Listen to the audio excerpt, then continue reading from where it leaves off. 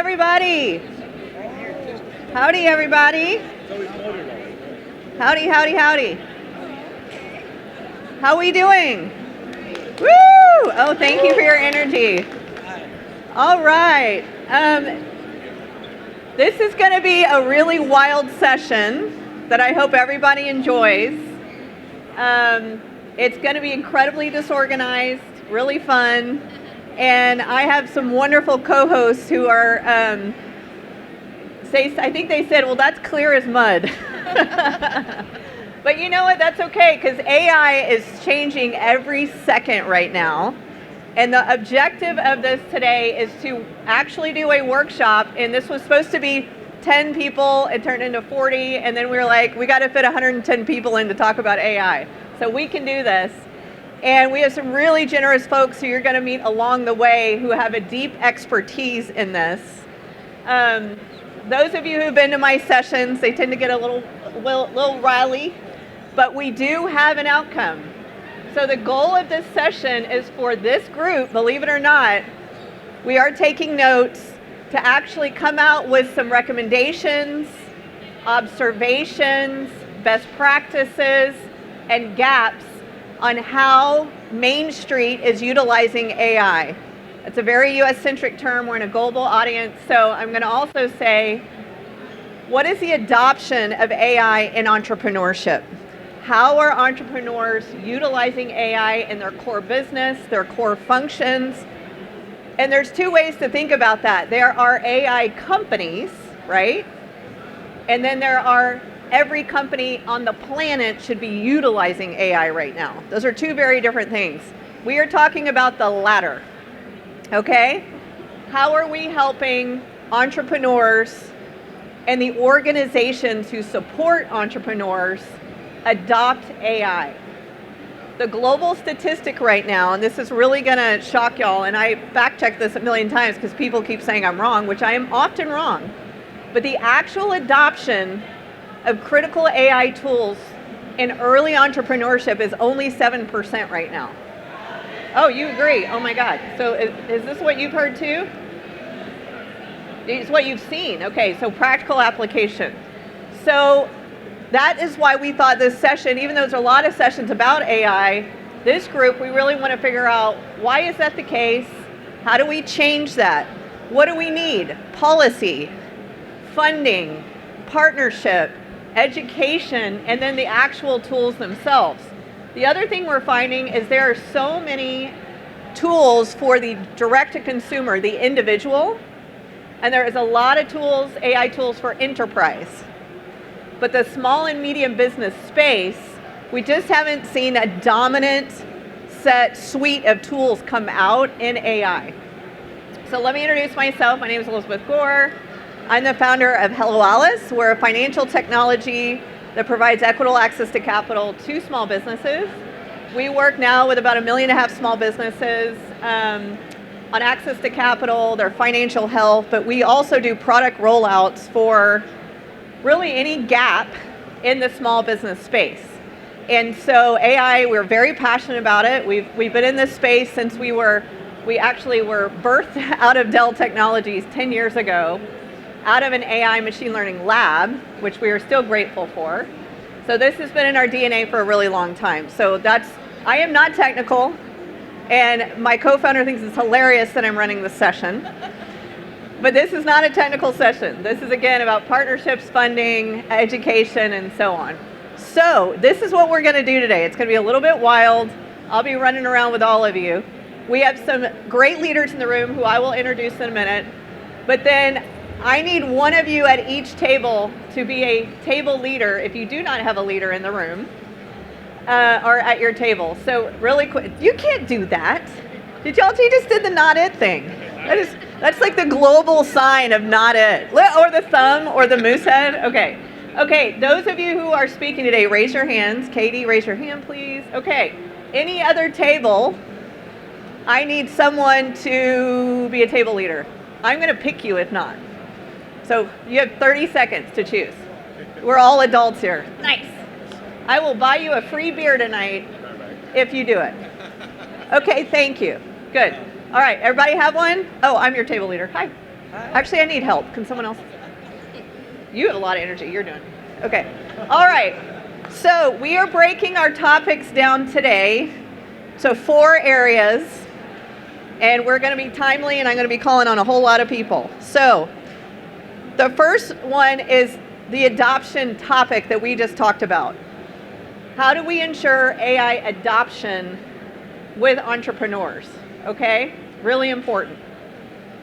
The next one are, what are some things that are already working? Specifically, we're going to look at the ecosystem, case studies in the ecosystem that are working to help small businesses move forward with AI.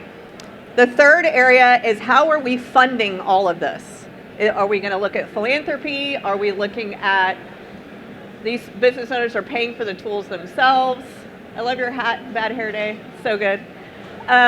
Is it government funding? Is it philanthropic? And then the fourth area, we always have to think about, once we have all this, what is the thought leadership and the policy engagement around this in your countries? Okay, those are our 4 big topics today. So we have topic leaders in each space. We're going to take 15 minutes on each topic. They asked me to get you out of here early, which I promised to do. So we're going to talk as a group, and then you're going to talk amongst your tables. And then I'm going to ask you for, and I'm going to cut you off a lot, for what you've learned. So that's what we're going to do today. Clear as mud, were they right? Clear as mud? Okay. All right. So we're going to start today, and I'm going to ask I have like 17 things to remind me of everything. We're going to start with this practical application and adoption of these tools. Okay? The 7% number shocked the shit out of me, because everyone I know is asking us about AI right now, but they're not using it effectively. That's odd to me. Like, if I handed someone a check, they're going to go put that check in the bank and use it. So if I give someone a free tool that's going to save them time, employment, efficiencies, and they're not using it, something's wrong with that, okay? So it is my huge pleasure to introduce Katie from Verizon. She's going to lead us through this topic. Yay. Hello, can you all hear me okay? Wonderful. Thank you, Elizabeth, for kicking us off and for inviting me to participate in this session today. My name's Katie Davis. I lead a program at Verizon called Small Business Digital Ready, which is a free online learning platform for small business owners in the United States. And the core of our program is we have more than 50 online learning courses, as well as some live, virtual, and in-person workshops and events. And all of our courses are led by small business owners who are experts in a given space. And we think that's really important, and I'll bring this back to the AI topic in a second, because the way Verizon, the giant company, thinks about technology is different than the way a Main Street small business needs to think about technology, right? I was talking to our cybersecurity team recently, and they're like literally figuring out how we make sure international bad actors don't hack our systems. That's not the same problem that a small business is thinking about in terms of cybersecurity, but it's equally important that small businesses have sort of right-sized solutions. And so when we talk about technology in general and AI specifically, we know that small business owners are really busy and often overwhelmed with all the things that they have to juggle, right? So if we think about Main Street businesses, I always use a bakery as my fictional small business. So if I start a bakery, it's probably because I love to bake and I'm good at baking and people like my stuff, and I wanted to turn that passion into a business. But suddenly I'm the baker, I'm supply chain, I'm social media, I'm IT, I'm HR, and now I have to think about AI. Like, whoa, right? So we built the Digital Ready program in 2021, and so we have about 500,000 businesses utilizing this platform in that time, and we get a lot of feedback from our business owners and also from our partners. We work really closely with community partners, the local and national level, and everybody's been asking about AI, right? Business owners, even though they're not using it, they're thinking about it for sure, and I think what we heard is just a lot of overwhelm, right? I feel like I should be doing this. Everybody's talking about this. It feels big and like super high tech and really hard to wrap my head around. And when you break it down, it's really practical and like really there's some simple things that business owners literally could start doing tomorrow to save themselves time, which we know is the number one commodity for entrepreneurs is time, and to improve their operations and to grow their business and increase revenue. And so the approach that we have taken is really accessible, practical small business education that comes from small business owners themselves who frankly have just figured it out along the way, because nobody was an AI expert 5 years, well, not nobody, people were AI experts 5 years ago, but it was not in the mainstream, right? And so a lot of people are just learning as they go and playing with tools and making things work. And so those are the people that we are elevating. And so we have pre-produced courses now on our platform. We have workshops, virtual Q&A kind of sessions, and in-person sessions. And the AI sessions are by far the most popular. They are always oversubscribed. And they get the highest feedback because the folks we bring in are talking about things that are really basic. Like when you tell a small business owner, you know when you write an email and then it fills in the end of your sentence, like that is AI. Or when you have a chatbot on your website that answers basic questions, that can be powered by AI. Or you can put your reams of data into an AI system and get some basic analysis. Or when you're trying to create social media content and you're staring at a blank piece of paper and don't know where to start, you can use AI to get yourself going. And I think there's a whole discussion around responsible AI and making sure that business owners are aware of, you can't just take what comes out and post it on your socials. You need to put your own voice in it, and you need to, have a level of human interaction with what's coming out. But I think there's an aha moment that we see a lot in these workshops that like, oh, this is not some huge, scary, overwhelming thing that's going to cost me a lot of money. Many AI tools are free to get started on. But also, these are things that I can do. Like, I don't need a special person to do this. These are things that anybody can try.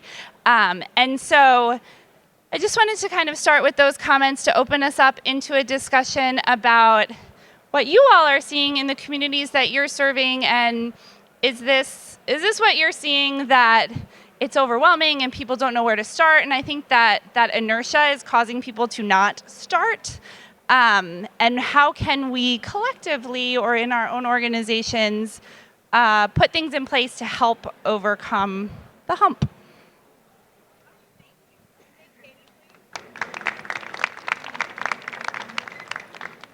Before we go into, I'm definitely going to fall before this thing ends. Before we go into our tables, I want to just, for the whole group, for y'all to share other challenges that you've foreseen with adoption. I'm going to borrow this mic so folks have thoughts.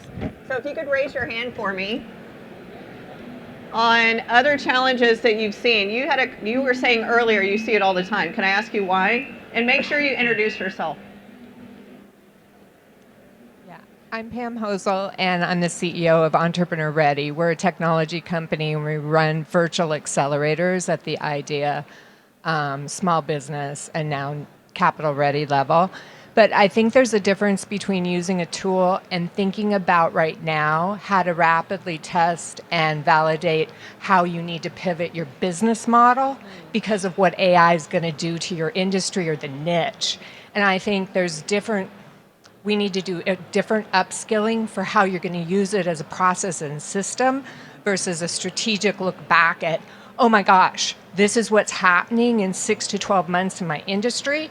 I need to be there, so I need to test a new business model. So I think that is a great delineation. So on one hand, we're talking about, am I using the tools for my everyday practices? My accounting, my growth marketing. Your point, which is great, is are they also thinking through, I need to shift my entire business model because of AI. I think those are two very different things. So thank you for calling that out. Particularly, by the way, P&L. Costs should be going down substantially in businesses right now. So that is something that I haven't seen folks really think about is your cost of doing business, right? Other thoughts on adoption? I'm going to go over here for a second. Thoughts on adoption? Jordan, are you about to say something? Okay. Go ahead. They'll do it for you, Jordan. Thank you. Can you introduce yourself too? Yeah, hi, I'm Sherry Morato. I work at a neighborhood economic development organization in Chicago, which is a low to moderate income community. So we're still working on it, people using the internet. Okay, so that's one of the hurdles that we're working with. Also, just access to technology. Maybe people don't have Wi-Fi, they may not have internet in their business. So there's that level. Then we have others that maybe are ready to do something like this, don't know how and are fearful. Like, what if I mess it up? Or what if I, swear words suddenly show up and I don't know where they came from, so there's that kind of hesitation. And then others that are maybe just, ready to scale and are probably already using it. But the people that I'm working with are the ones that maybe they don't know how to attach a document to an email. So it's we got a lot of ground to cover before we get to AI, but everybody's fascinated with it or terrified of it. So I think the two things I just picked up there is, so it's so fair that we are still on digital transformation. Dell is here and that 20 years in the digital transformation space, and then broadband, right? Yeah. Why are we talking about AI if we don't have broadband still or connectivity in many places? And then fear. That is actually, we're gonna spend some time on that today, the fear around AI tools, the fear around it hurting your business. There's data and cyber concerns, which is a big one. So those are great points, thank you. Other adoption points, yes ma'am. Can I borrow your mic? Thank you. There we go. Look behind you. Hey, I'm Alea Martin, co-founder of Cypher, which is... Hold that mic real close. Co-founder of Cypher, which is a financial software company. Just leave it at that. I think for us, AI is in our business, both in our operations and embedded in our product. For us, the biggest thing that slowed us down in adoption is there's very little AI governance. There's very little advice on how to put AI into your product or into your software and still limit your risk, still be compliant, still covered by whatever cyber tech insurance you have. For us, we've just been very, very careful. What new tasks and what new ability can we give AI within our product and within our business without taking on a higher risk profile or somehow not being compliant with whatever regulations we need to be compliant with, because there's just very little guidance.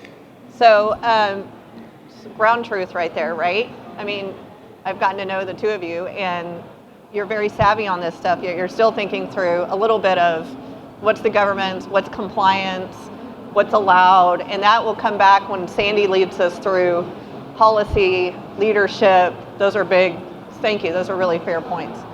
Two more points. Yes, sir.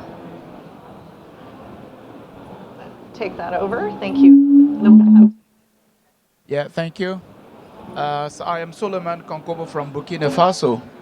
So I own a Burkina business incubator, of course, from Africa. The things I see as challenges can be illiteracy. People lack a lot of knowledge about AI. The only thing they know is ChatGPT. And there is a sort of resistance because if you go to that, it's like you're questioning your capacity to think, to produce intellectually. And people will refrain from using it because it prevents them from, striving, making effort. And I saw a lot of people who resist because they want to write by themselves. They find it shameful or whatever to go and do research and copy. And you can see that even students today, many of them don't even do their work. They just go easily, they copy ChatGPT, they don't even do any modification. And that's a real challenge. where some parents don't even want their kids to use it. So that's something I see. Literacy, access to, somebody talked about the access to even internet, because in Africa sometimes you have difficulties accessing internet, even technology, having a computer. Maybe here it can be easy because you find internet everywhere, but in Africa it can be it can be luxurious to have a internet. So these are, for me, challenges that are, preventing people from, adopting it. So I want a big flag that you just made. I'm going to use the word ethical usage. Yes, That's a big thing. Katie just ethical, nodded to that. Is there anything else you want to comment on that specifically? I mean, not specifically. I think it goes to the governance question and also to the ethics and responsibility question. And I think it's an evolving landscape. So I think that's really fair. And again, like the guidance that we give now, I am not a lawyer, is like you should always be using it as like a starting point, not an ending point, right? And so it can kind of get things flowing, but then you have to check it. There was just this US-based kind of scandal where a library published a list of book recommendations and half of them were not real books. Ooh. And it was like no person read the list and said, this is, so this certainly does not solve the whole issue of ethical and responsible use, but I would say like AI should always be a starting point, not an ending point, and you should always have human intervention in between before anything goes public. Thank you. I wanted to make sure we got to your comment. So, hello, my name is Minister Talisa. I'm here representing Big Energy Group. So I specialize in estate planning. And I just wanted to say I love AI. So what I'm learning is certain prompts that a small business can use, and there's certain prompts that will like hurt your business. So you have to know, like, it's kind of like putting the right key in the door. So with me, when I use it to help me get together my business structure, my business plan, create ledgers, right? I'm not good at creating ledgers, but I'll tell it what I'm trying to do and be like, okay, help me make sure this trust is compliant with the ledger. And it'll put the ledger together. So as far as regulations and stuff, I always say, okay, I'm in Indiana, so make sure what I created abide by Indiana codes, federal rules of procedure, you know what I'm saying? To make sure I'm compliant. So I heard somebody say something about compliance. But I love it. I love it.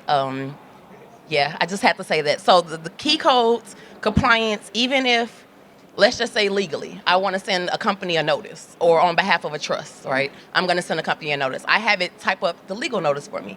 And then I say, make sure I'm abiding by Indiana rules. Make sure I'm not breaking any UCC codes, so you know what I'm saying? Like, and it'll be like, okay, you broke this code here. Let me get you in compliant. And then I'll go like look at the code. That's where the human, you do the work yourself and go see it to make sure, okay, I see 37 2.8, you know what I'm saying? Or UCC 3 says XYZ. And I fact check it. And then I add my own twist. But one more thing I have to say to you guys. Have you guys ever thought to ask AI, everything that I've inputted in you, tell me about myself. Tell me about my personality, and take my personality and create a business. Tell me what type of business you think I should create. Tell me what you think that my mission statement should be based off of how I interact with you. I was wowed when I did that. Mine would be, you're a tequila drinking cowgirl, go back to the ranch. I was so wowed, and it helped me tone in on the strength Yeah, I like that. of what I know. So we're getting you a I Heart AI. One more quick, if you don't mind. I think he has the mic. So I just want to say that I recently found out. Introduce yourself real quick. Oh, my name is Claudia Mendez Perkins. I work for an economic development organization called LISC. We're nationwide here in the United States. So I've been using AI sort of like to help me improve my productivity. And one thing that I learned recently is that AI lies. And I did not know that. I actually listened to a podcast of these. It's an interview to this guy called Daniel Kokotajo, and he actually he quit his job at ChatGPT. because he sees a lot of issues with the way that AI is being handled. But all to say that I did not know that AI lies. So I think, and then yesterday I was inputting a prompt to help me come up with like a quick copy for the yesterday's event here, and it told me that the event took place in South Africa. So I asked it, "Are you lying to me?" And it apologized. So just so that you all know, it's not always giving you the right answer. So we need to fact check it.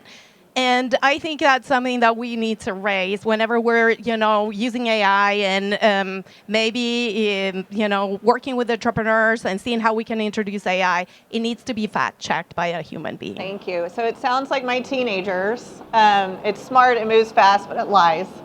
Okay, I want all of you to spend we'll come back, just a few minutes at your table. And if y'all can come up just as a table of what is one reason, that your table agrees on, of problems with adoption. If y'all could come up with one. I'm just going to give you 5 minutes because I do want this to be y'all talking to each other real quick. And those of you around the room, I don't know if you can squeeze in. I'm sorry. It's a good thing we're this full. All right, you got a few minutes. And there are a few chairs around, y'all.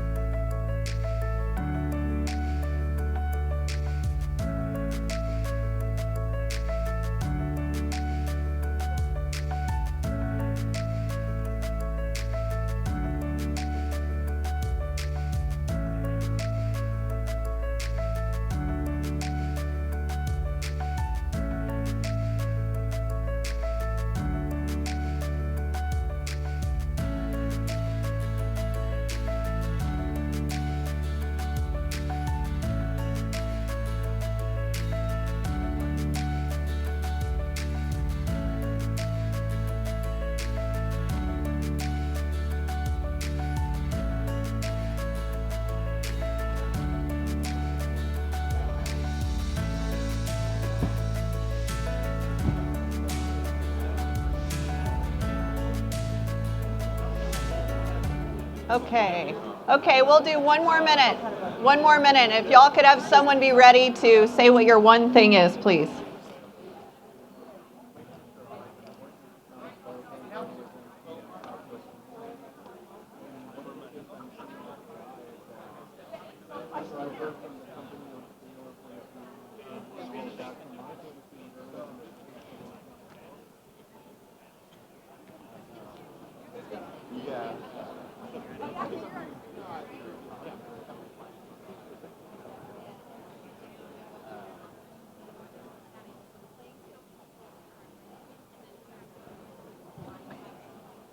Can I get you?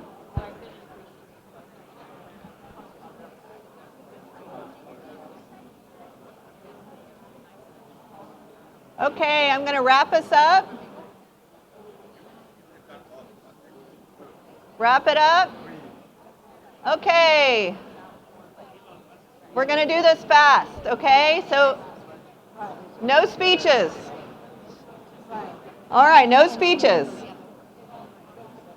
Okay, we're going to start here. Come on, Dave. You're fine. All right, Dave, introduce yourself. What is your one? Ooh. Hello, I'm Dave Berlin with Vets in Tech. Ooh, I need to talk to you. I know, I need Okay. to talk to you. We're connected on LinkedIn now. Yeah. No, there's we talked between two things. Really, it's time and money, but a lot of it came from fear. Like most people, they don't. There's fear that comes with what learning a new technology looks like. Is there the time to do it? And then another thing we talked about is money. Like a lot of times people don't understand how AI can actually drive revenue directly in their business, like today. And that's one of those things that would help people over the Time, money, fear, and it sounds like understanding. Man, those are all basic human needs. Isn't that interesting? Yeah, it's basic humanity. Okay, how about y'all? Hello, my name's Sarah Bishop. I'm with Coneflower Consulting. And our table felt that testing out a tool isn't that hard, just playing with it, but creating repeated adoption is very hard due to time shortage, intimidation, and the overwhelming amount of AI tools available. Okay, so where's a thematic here on time, education, being overwhelmed. We made that mistake at Hell House early days. We offered way too much. Okay, how about here? Hi, I'm Blake Schnackenberg with Butler University and the Attorney General, and the big thing we talked about was the security aspect of it, what you're putting in there, where is it going, and if the outcomes are going to be accurate as well. Very helpful. Security, is it going to be accurate? Very good. Carly, your table?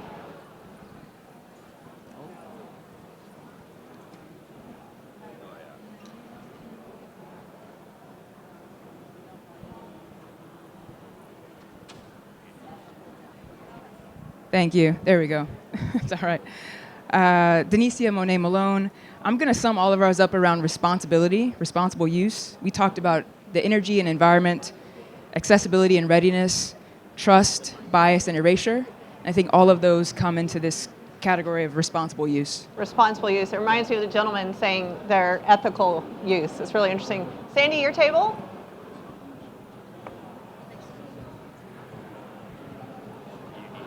Go, just start talking and they're pros. Go ahead. No? Click it up. There we go. There. Hello, everyone. My name is Jessica Hayden.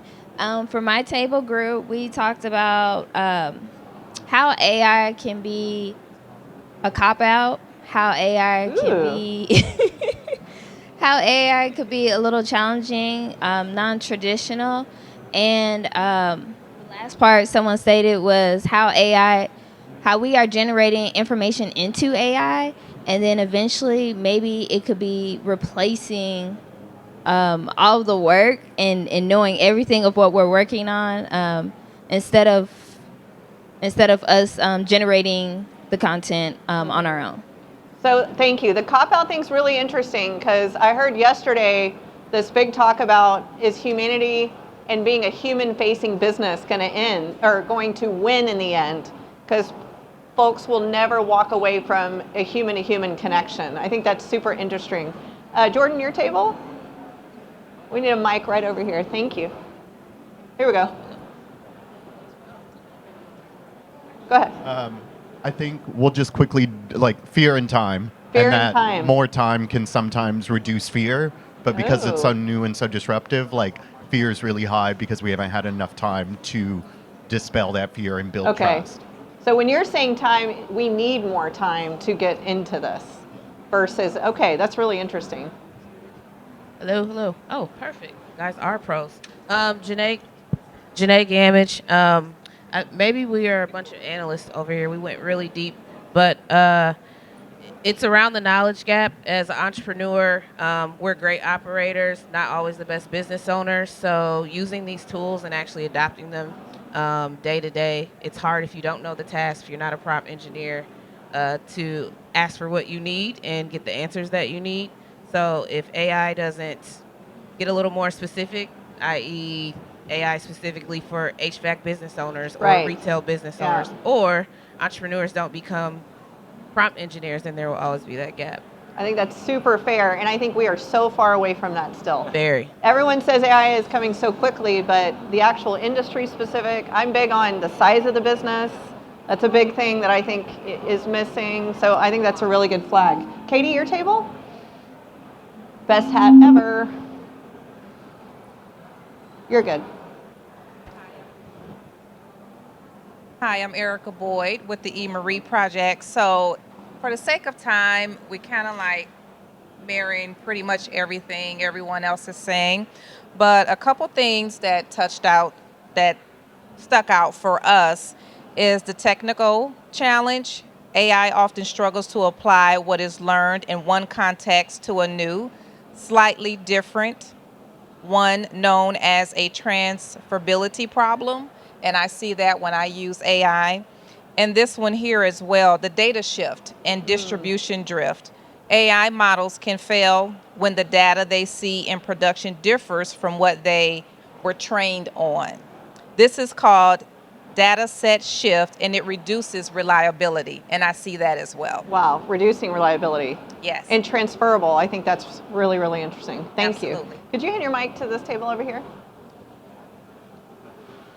Oh, you have one. Great. Hey, everybody. You're good. We can. Okay, I'm good. Hey, everybody. From Indiana University, go Hoosiers, with a South African accent. I was like, wait a minute. So we spoke about a lot of different things, but the one thing that sort of was an aha moment was when we were talking about access to information that you otherwise wouldn't have access to, and how AI is opening up a sort of a vista, a flood of access to information that you otherwise wouldn't have had access to, and also arranging and designing it. For instance, if you want to ask it for a syllabus, music business or something like that, it'll come up with an idea or a set of ideas that you can then use as your co-pilot as you go along. So just basically a flood of access to information that you otherwise would not have access to. Access to information. So could we say democratization of information? Is that a fair? Oh, hey, all right. All right, we have one more table, I think, y'all. Can y'all pass the mic over? Thank you.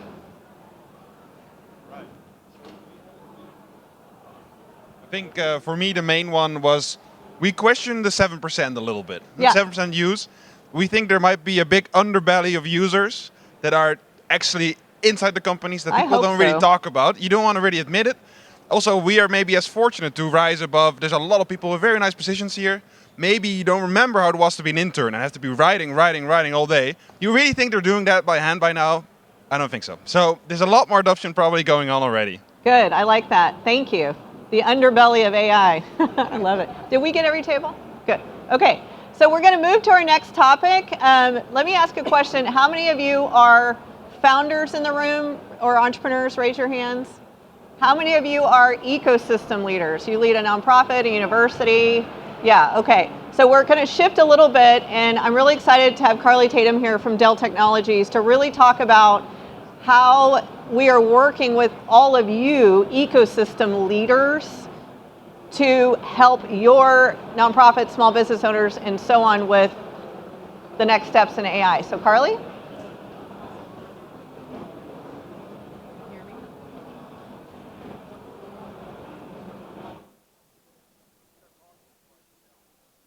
to bring you another one. Oh, there we go. Okay. Hi. Thank y'all for having me. Carly Tatum. I'm with Dell Technologies. I lead Dell's Philanthropy around the world. So a little bit about Dell Technologies. Maybe you guys know this story. Michael Dell started Dell Technologies in 1984 from his University of Texas dorm room freshman year with $1,000. So we are an entrepreneurial company. I consider myself an entrepreneur. And he is still running our company today. So 41 years later, we're a founder-led company, which is pretty awesome and unique. So there's a lot of entrepreneurial spirit kind of built into who we are, which is why we're here. So Dell 41 years ago we were trying to democratize the PC, right? We had personal computers. We wanted to make sure everybody could have access to that. If you fast forward, we've been through pretty much every technology revolution you can imagine. So we've seen it all. We've seen every buzzword, big data, IoT, you name it, AI being the latest. So we've seen it all, right? It's another tool in our toolbox. So today we're an end-to-end shop. We're a technology partner for the AI era. That's like what we like to call ourselves. But really what that means is we're full service. So if you're a business and you're trying to figure out how to accelerate your digital transformation, we work with you in that. So my role is taking Dell's purpose, which is continuing to democratize access to technology to make sure that people have access, but doing that with who we are today, which is a full-stop shop. So I take our capabilities, our expertise, our technology, our skills, and I meet the community needs where they are. So the communities we work with all around the world where we operate, we have a responsibility to make sure that we're not leaving them behind as our company looks to accelerate the world in AI. So what I see, and I talked about this last year at Dell Technologies World, which is our big customer event, you've got people who are way over here doing like very, extreme things with AI, and it's awesome. And then you have people who are way over here who are just looking for access like we've been discussing. So there's a huge gap. There's still a significant portion of the world who doesn't have access to connectivity. And so meeting people where they are, meeting communities where they are is really, that's the strategy, right? So I wanted to share a few different examples of how we've done this at the different phases. So if someone comes to us, we first assess, where are they? Where are you? We're not going to come at you with a bunch of AI digital assistants if you don't have connectivity, right? So an example is we work with a community is in the Amazon in Brazil, and they are at the edge of the Amazon. There are a huge opportunity there to arm the community with the ability to address deforestation. We see the potential for AI for them to kind of help map and address this issue. So working with them hand in hand, we first stood up a solar power community hub, which enables them access via solar power to connectivity. Then we asked them, what do you need? And they said, we need clean drinking water. Okay, great. We started with that. And they said, we need to be able to access telehealth so that we don't have to travel. Okay, great. Telehealth. Vocational training so that we can access learning and not have to travel miles for university. Okay, great. And now we're starting to talk to them. Now that we've gone through all those things, we're talking to them about AI. We're talking to them about how they might use that to address conservation. So that's one example, right? So we work with indigenous communities who are fearful of using technology in general because it could take away their culture, right? So another population, the tribal communities in the Southwest, they didn't want to work with us for years. We spent years building that trust. And then when we did start to work with them, we just focused on their immediate problems and the problem that technology could help them solve. They told us, cultural preservation, that's our problem. And I said, cool, let's show you how to use these tools to preserve your culture. That spoke to them, right? Okay, so those are kind of the early phases. And then you've got more advanced communities. So in India, for example, this is where the ecosystem comes to bear. The government of India is highly motivated around AI and skilling and making sure the workforce has the skills for the future. So we're working with the government, we're working with nonprofits, we're working with other partners to build an ecosystem to deliver what it is that India needs. This is really cool. So we're going to have innovation labs all over. We've got digital skilling in the schools. We've got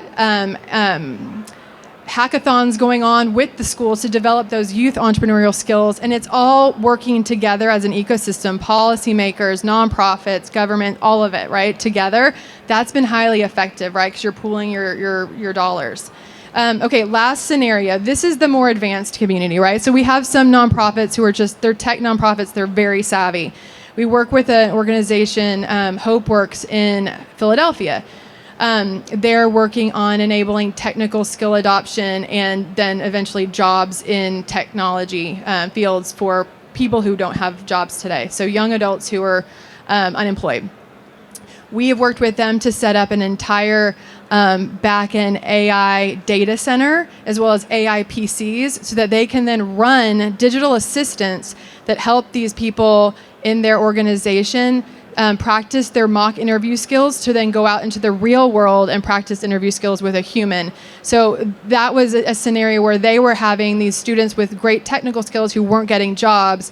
So now we have the infrastructure in place so that they can run these high-powered digital assistants. So that's, again, more advanced. But the point of saying all this is if you're focused on meeting people where they are with what they truly need and where they're at on their journey, that's really the most effective, I think, process. So would love to tee up that conversation.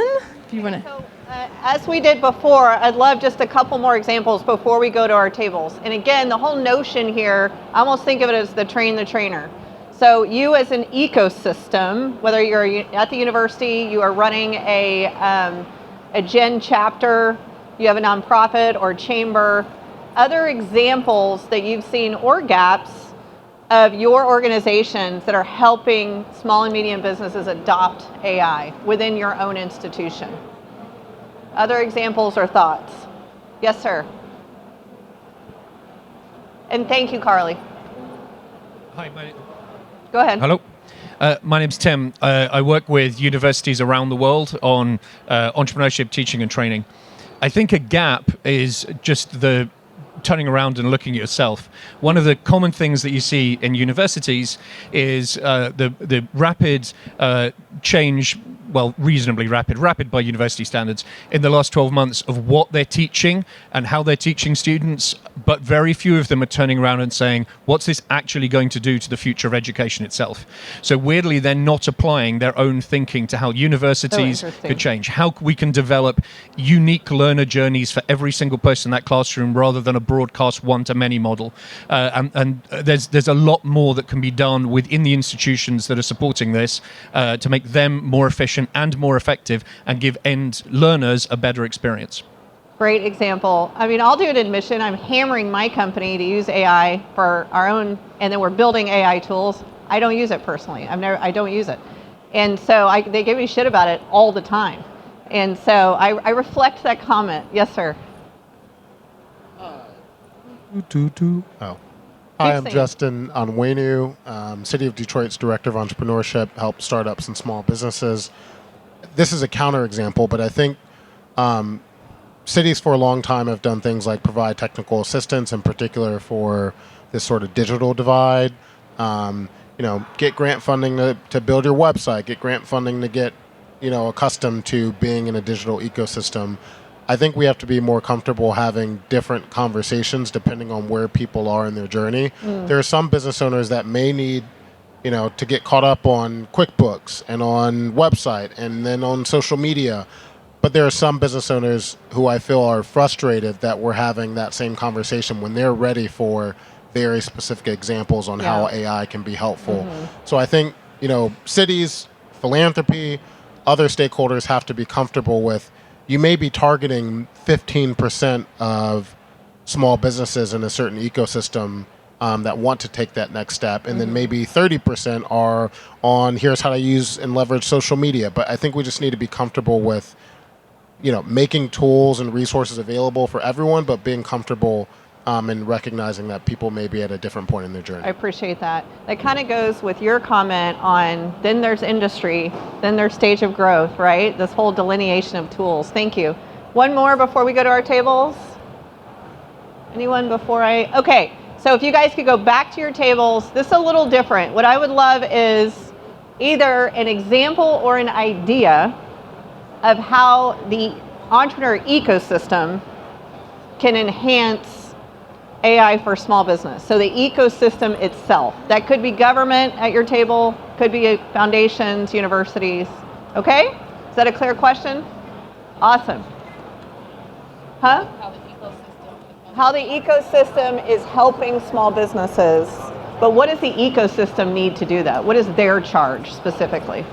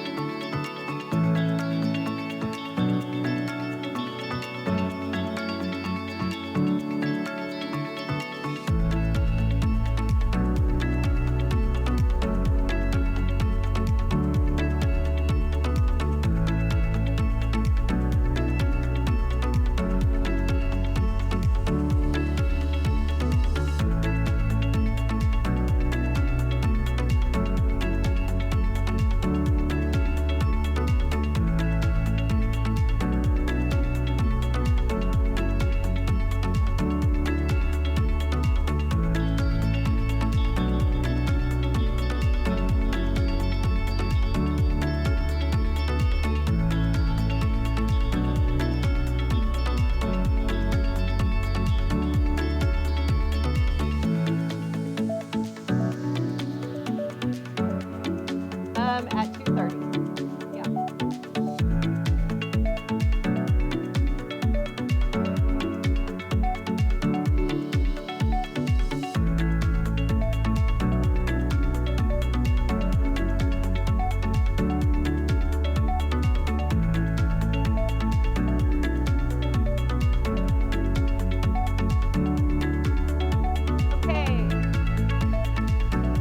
We're going to do about one more minute.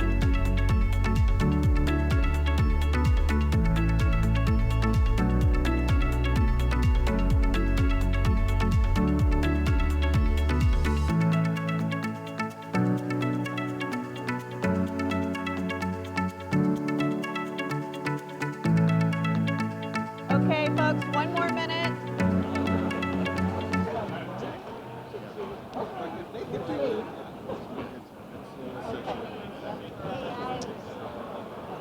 Okay, if we can come back together. We can come back together, everybody. Okay, we're going to do 2 more 10-minute sessions. First, I want to do a quick call out. So, Jordan, let's start with your group on what was your one recommendation. We can pull everybody back together.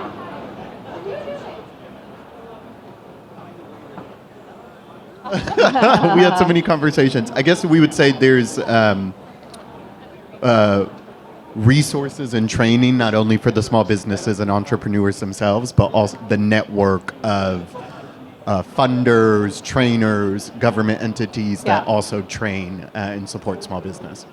So it's hugely important to have people training them to move forward. And like training the trainers. Train the trainers. Yeah. Okay, very helpful. Okay, right here.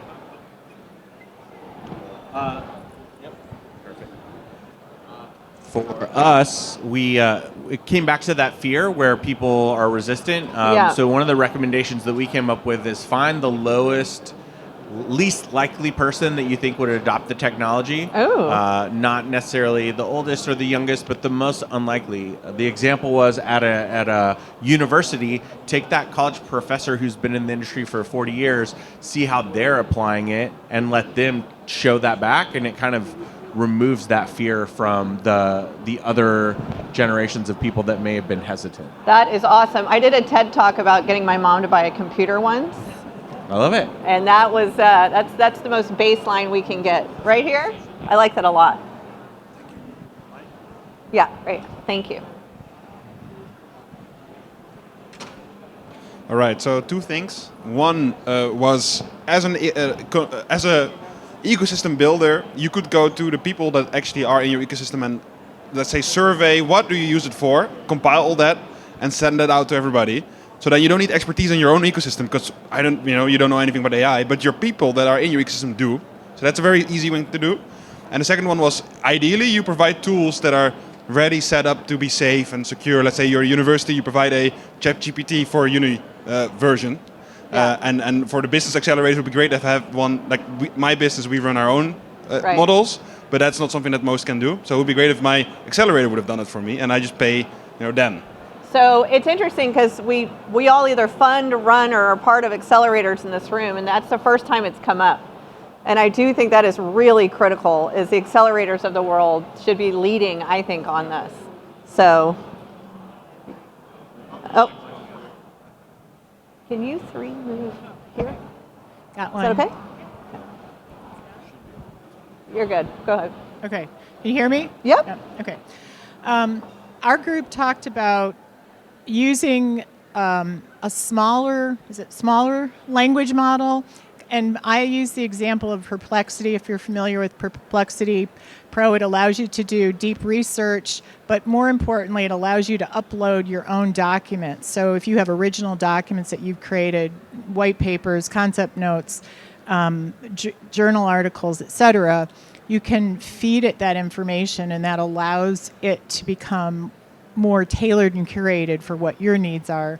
And so we talked about, wouldn't it be nice to have something where the ecosystem that you're working in, including the accelerators and some of the local economic developers, et cetera, and investors would decide they would all kind of upload their resources to a shared, some type Yeah. of a shared folder language model, and then you could go from there. I like that. That would solve a lot, right? A small language model, joint usage. It goes to a lot of the issues we had talked about. How about y'all? That's okay. Go ahead, Katie. So we talked about a few things. One was like how it's really difficult to get standards in this space, and we didn't really crack the nut on that one, but that sort of led us to a conversation about how it can be challenging for business owners and for ecosystem partners, because also everything is changing all the time, right? Which I'm not sure that we've talked about too much yet in this room. I was saying someone who gives workshops for us was scheduled for a workshop in September, and he was like, well, I can't send you the slides yet because they will be different in September, and it's June, right? So we were talking a little bit about like how can others who are working in the same communities or with similar types of businesses like share knowledge and kind of help keep each other up to date, and so that not every individual organization has to like constantly be ahead of this learning curve. And we didn't fully flesh that out. Yeah, but that is a very similar recommendation to what this table had. So I like that a lot. There's some trends here. Over here? Yeah, I'll take that over. Yes. So we had a great, hi, I'm Susie Light from All In Kosciuszko here in Indiana, and we had a great conversation about what ecosystems could provide, but our friend Herman actually ChatGPT'd it, and it came up with what we said. For someone to do that. So an ecosystem helps by lowering the barriers, educational, financial, and technical, so small businesses can test, learn, and scale AI tools at their own pace. And one of the things that we really focused on was we need to meet the small businesses where they are. Yeah. So if they need a piece of paper as a form, we need to be able to print out the piece of paper for the form, and we can use the AI once we get trained on how to do it. I was waiting if someone was going to use it for the session. I love it. Thank you. We'll move it right over here. Hello, everyone. Jessica Hayden again, Hustle Creator Studio, Dallas, Texas. Me and my group over here had some really amazing ideas. So we came up with customer linen / demonstrations to illustrate the ROI / value, just because they did have a lot of different mindsets on how teaching people about AI without using the word AI, or how to really hone in on what AI could do in the nonprofit sector. So yeah, that's what we came up with. Over here? Pass the mic right behind you if you don't mind. Thank you.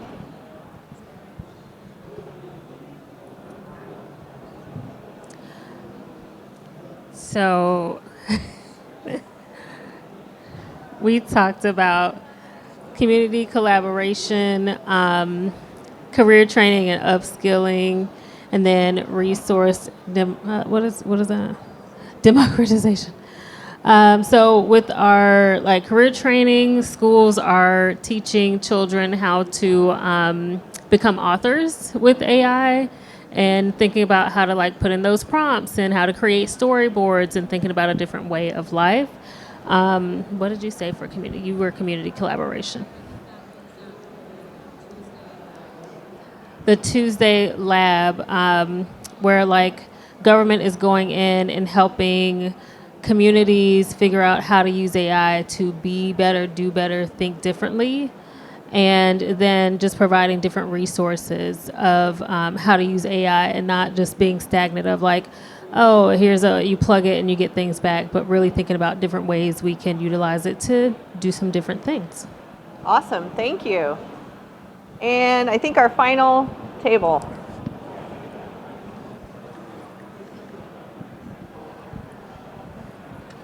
Blake Schnackenberg with the Attorney General. We really focused on the education standpoint of view from 2 points. One being using it to further education and make sure that those who maybe have trouble learning are getting learning that's adapted to them and really truthful, like the gentleman talked about earlier. And then also talking about how to use it for education and teaching people about AI.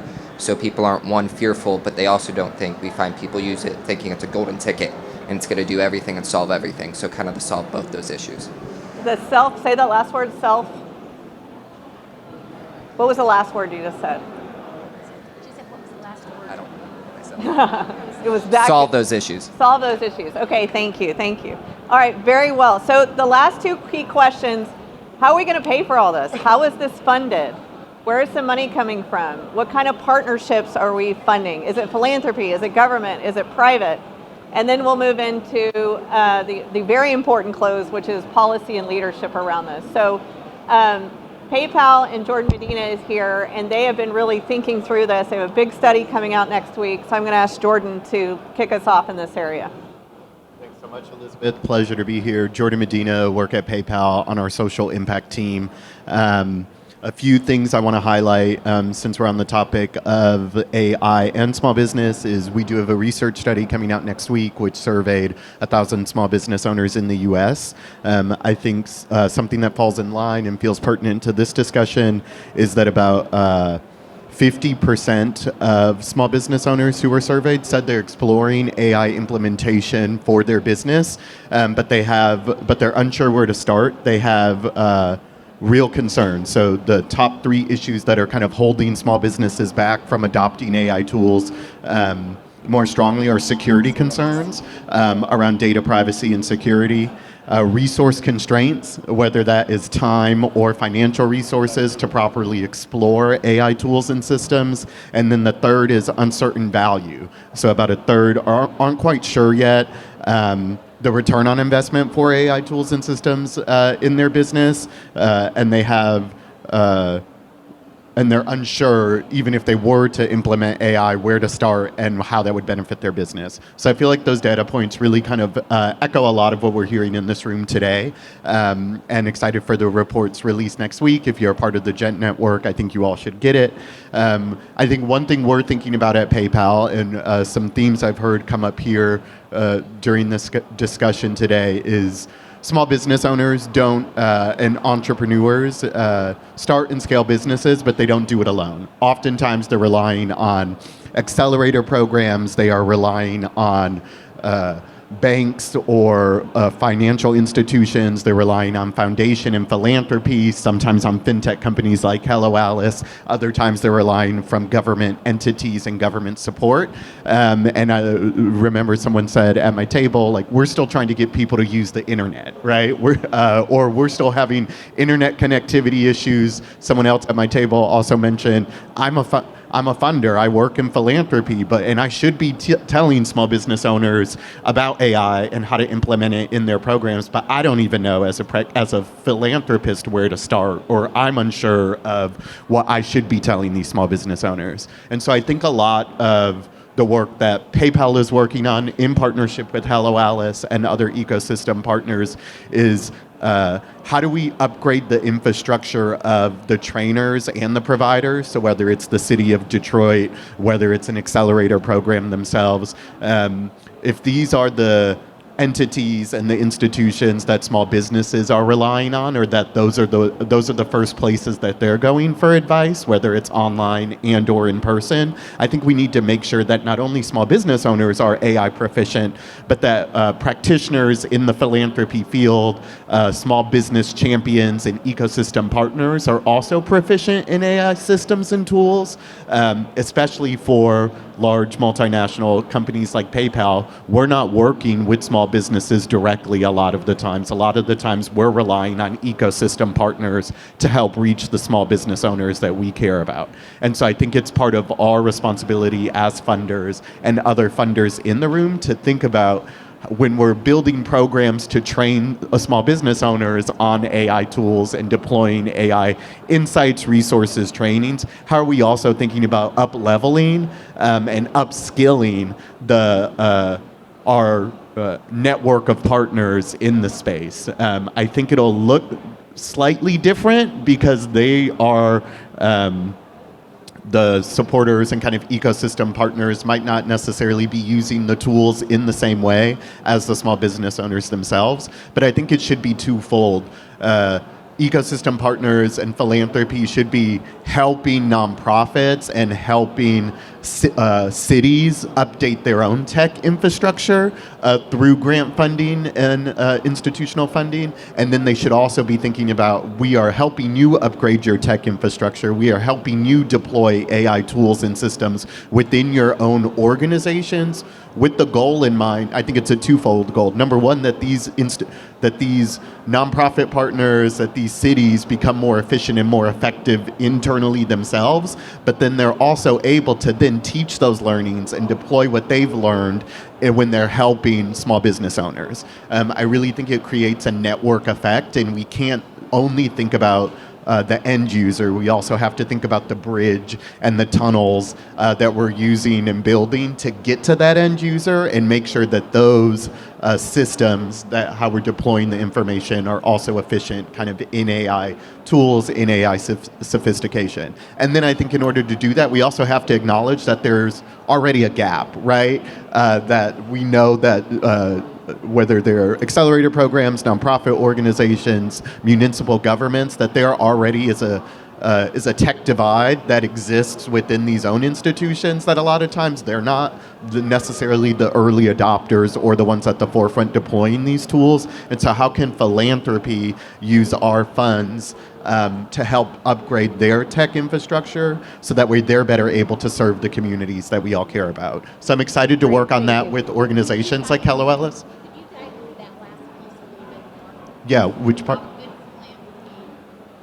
Yeah. So I think one thing, can I talk about? Please, so I think one thing we're working on with Hello Alice, which I'm really excited about, is we cut a philanthropic check to Hello Alice. We weren't the only partner; we're one of many partners. But they've been doing a business health engine that helps connect small business owners and kind of run diagnostic health tools on there to get a better understanding of their financial health.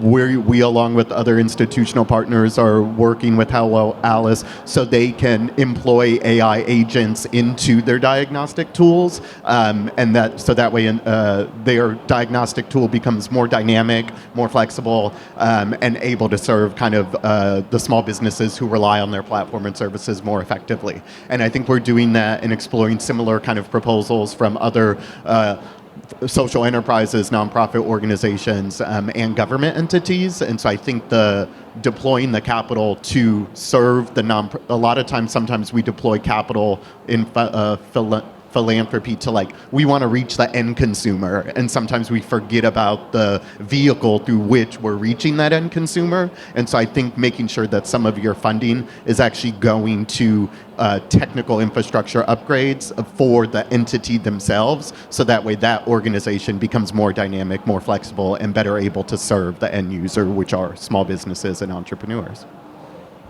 Awesome. Thank you I'll very much. hand it back to you. Thank you. So I really like the whole, where are the bridges, tunnels, and vehicles to get there. That's really good. So this is our second to last exercise, and it's really fun. If you have $1 million at your table, what is the most effective use of that money to help small business owners deploy and adopt and utilize AI? $1 million. I don't know if you all want to merge or stay together. It's totally up to you. You can be a power of 3. All right, and then we're going to end with our policy and advocacy section. So you guys got a few minutes. $1 million check. You're welcome.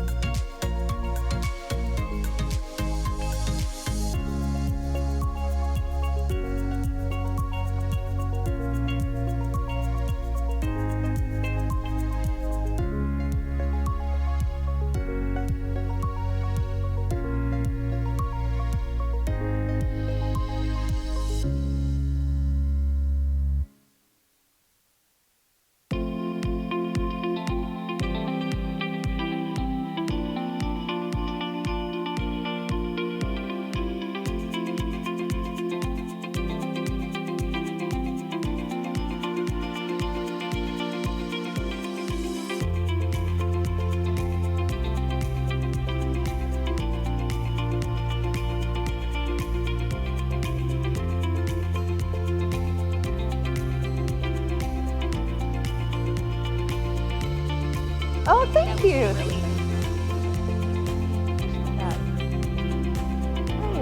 Are you a founder? Where are you from? Oh, that's so great. Yeah. Yes. Yeah. Good. Yeah. Okay. Amazing. Okay. That's great. Can I give you my email? It's super. It's just Elizabeth@helloalice.com. Okay. Yeah, I need to look into Hello Alice. I don't know. Shoot me a note and we can chat. I don't have my glasses on. Okay, I'm gonna pull us back together. All right, folks, $1 million. I hope y'all buy me something. All right, who's ready to roll? Yep, you all look ready. You chat GPT'd it again. Let's hear it. Okay, right here. All right, our $1 million idea. And y'all keep these super short so we can finish on time. Yes. Hi everyone, I am Hernan from Paraguay. GPT told me how to spend that $1 million, and as ecosystem builder can train, equip, connect, and fund a generation of AI-empowered business. The key is to focus on real use, community trust, and accessible tools. All right. Broad, but I get it. Well, that whole idea. There are the details, but Okay. to Yeah. make it sure. You're like, I got it. Carly? Okay, I swear this was our whole table's idea. However, what happened was I kind of was like, what do you think about this? Okay, so we were discussing the fact that we need resources that meet you where you are, right? So we came up with, and this is something we're working on, so that's what I mean by I'm not plugging what we're working on, but they came up with this. So like a community resource center, but it's more live, right? Like a digital human version. So if you actually go to the City of Amarillo's website right now, the City of Amarillo has done this with us. They have a physical digital avatar that will talk to you in their local language, and they will help you with whatever city service you need. And so we would like to do that for the community ecosystem in general. You come, are you a small business? Are you a nonprofit? Are you a city? Are you a whatever in the ecosystem? And then help me assess where I am in my journey, what resources are available to me, but make it in a way that can like be live, I guess. I love That's it. the idea. I love it. Awesome. We can go on that because I think ours was pretty similar. That right now a lot of small business owners are trapped for time. They don't have a time to go through an accelerator program. Some of the stuff is so like digital and like you have to read heavy. So what's quick, bite-sized like digital content that like can be created and then dispersed through ecosystem channel partners. So y'all are talking about interfaces that are efficient. Yeah. Okay, got it. Back here?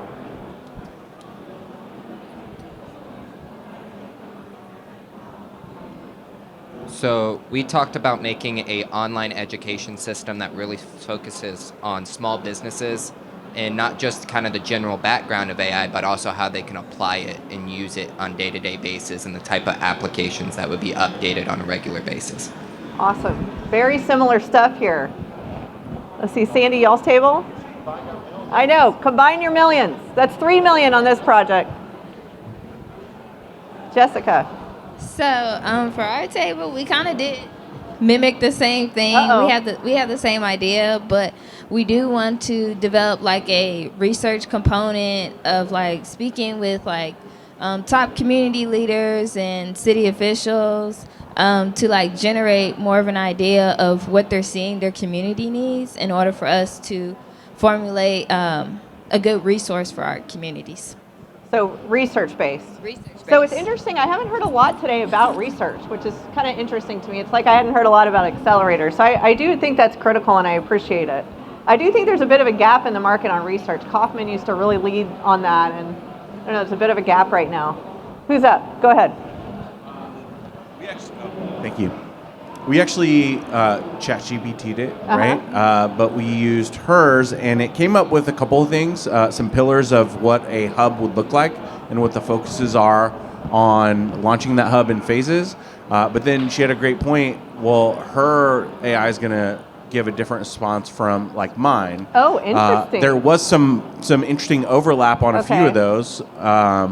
But basically, the education hub itself would focus on education first, accelerators, which was also mentioned, angel investments to micro grants and things like that, an AI tool grant pool that people could apply for and get funding to cover some of those tools, and then storytelling. So impact measurement and storytelling was one, and then I don't think it came up on hers. If it did, I apologize. It did come up on mine. Some money would be dedicated to leadership and policy, which I know we Look were at that also gonna bring up transition as well, to the next so, topic. yeah. Very helpful. Paid actor, folks. There you go.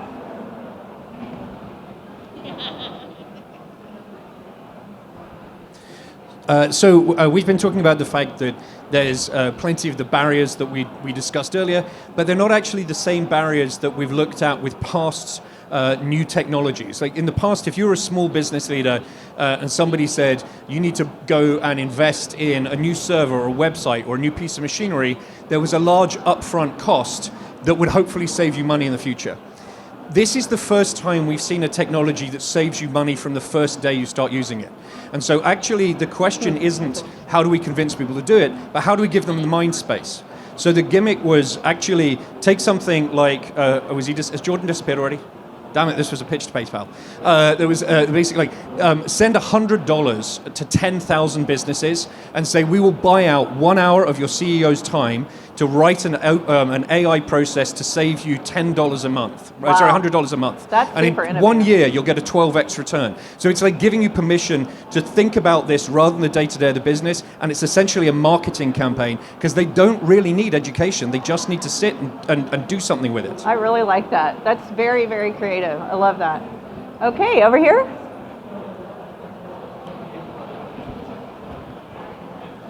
All right, so we tackled a couple topics, one of them being getting good education is very difficult. You have a conference like here where the budgets are high enough or let's say the exposure is high enough to get really good people, but usually in the local ecosystems it's like if you can't do, then you go teach.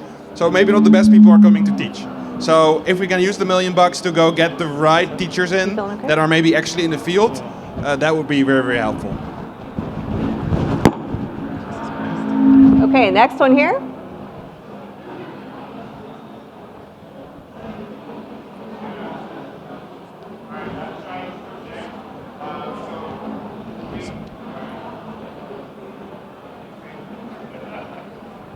Hi, I'm Dwayne. I'm from Jamaica, and we had a robust discussion here, but I think one of the things that we said is that we want to anchor it on research and we want to anchor it on the needs of the community. So the first thing that we would do is select the community and try to do some deep research to find out what their needs are.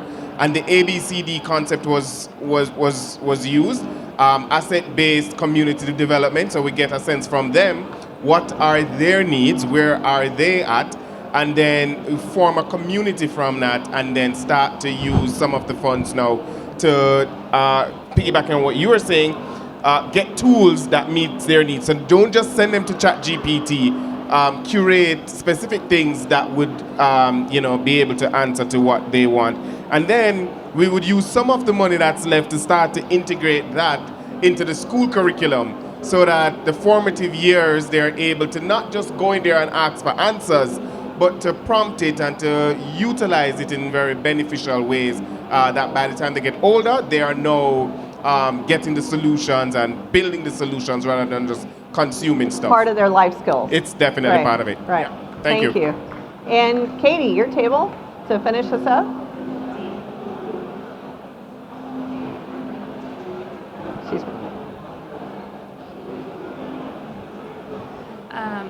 Okay, I will pick up on the storytelling thread maybe because we talked about that a little bit, and We talked about the lady who just left our table mentioned like leading with the use case, right? And sort of giving those proof points and those examples. And maybe that pairs with your marketing campaign over here too. But to really like document clear and simple examples of how, and I'm sure this is out there, but you know, to really lead with the tactical, practical examples of how people are using it and what benefits they have gained. Very helpful. Well, you guys all spent that money very well. Thank you. We're going to finish up today and welcome Sandy up to come on over here because I think you'll have feedback if you're right there. So all of these ideas, it's so critical that we figure out the policy implications, the leadership implications, particularly with a global audience like this. So we're going to make this dynamic. So when Sandy completes, we'll raise our hands for other ideas versus coming together just because we're tight on time. So, and I'm a little biased with MasterCard. They're an investor in Hello Alice, and I feel like they've always led, to be very honest, not just with their network, but actually with the advocacy side. So I think Sandy's the right person here. Great, thank you. Sandy Fernandez, I'm with MasterCard at the Center for, hello, can you hear me now? Sandy Fernandez, I'm with MasterCard at the Center for Inclusive Growth, which is a philanthropic arm of the company. In MasterCard, in the philanthropic sense, we focus on three things. We focus on financial security of individuals and households. We focus on data science and artificial intelligence, so what we're talking about here, what we call inclusive innovation. And then our third area is around small business. So I lead our work around small business, and it's called Strive USA, but it is a global program, and it's focused on enabling access to affordable capital globally. It's around the know-how that you need to actually grow your business and run your business, and lastly, all the digital tools you need to actually do that. So, and I would encourage you to actually take a look at our website, strivecommunity.org, and you can see all the different global programs that we run under that one rubric around get capital, go digital, and grow know-how in networks. So on this policy question and the role of philanthropy, I'm actually going to leave you with 3 questions. So I thought that would be the easiest thing to do. And I drafted some talking points last night, so I'm going to reduce it. But one a question for all of you is like, what is the role of philanthropy in AI and policy and ecosystem design? And when we talk about AI and small business, we're really talking about power. Who gets to inform the decisions, who benefits, who's protected from harm. And philanthropy has a really unique role to actually play in this space, not just by supporting policy innovation, community engagement, but also infrastructure that really puts people first. So that's one.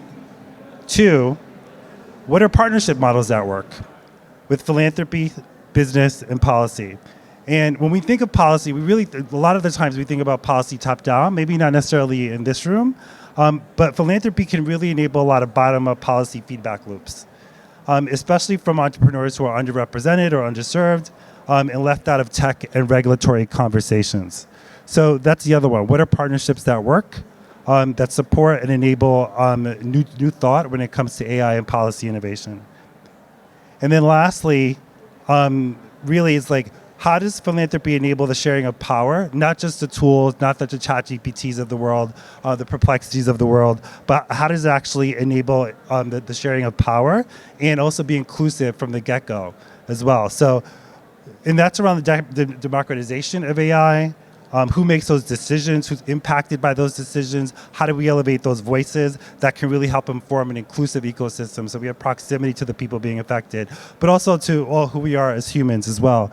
And I'll leave you with this final thought. When we talk about philanthropy, philanthropy really means the love of humankind. So how do we enable AI to actually be a better partner to humankind and get us to this greater goal of being more inclusive and a better society overall? Very much. Just up right there. Thank you. So thank you, Sandy. So I love it's so funny the humanity themes that kept coming up today. Fear, right? Love, adoption, time. And so it's kind of interesting that we keep coming full circle on this. Some final thoughts on policy and leadership. Does anyone want to share areas that they're focused on, concerned about? Yes, sir. Oh, we lost our mic. Project. Yeah. So much of the conversation today has been about doing good in the world and leveraging technology and getting into communities and doing all these amazing things that AI is now able to do. And yet at the same time, AI is using an unbelievable amount of energy that is destroying many parts of our planet. Mhm. And so the question is, how do we calibrate that?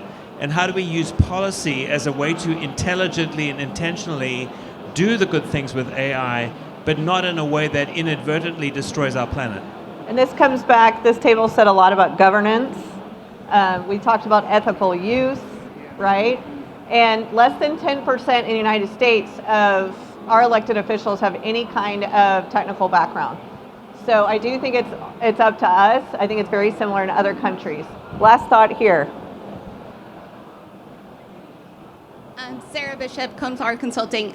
I'll just say, I think that this is going to have a radical reshaping of the economy in a way that forces us to imagine paying people in ways that we've never paid them for before and for things that we've never paid them for before.